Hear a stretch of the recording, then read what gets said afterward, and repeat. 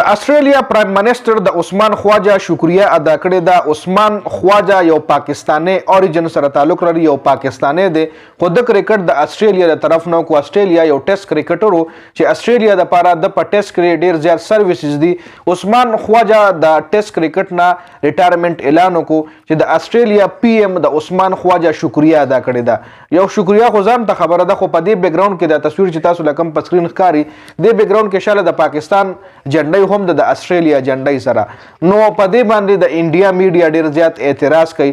د انډیا عوام چې کوم دی په دې باندې ډیر زیات جیلس شوي دي چې منم چې د آسټریلیا پی ایم د عثمان خواجہ شکریہ ادا کا، خو د پاکستان جنډۍ شاته ولې لګوله؟ چونکه عثمان خواجہ د پاکستان دی، پاکستان اوریجن دی، د پاکستان نیشنل هولډر دی، خو آسټریلیا د طرف نه د کرکټ کو آسټریلیا ملک د ریپرزینټ کو، او دا د لپاره هم ډیره د فخر خبره ده، ټولو پاکستانیانو د لپاره د فخر خبره ده.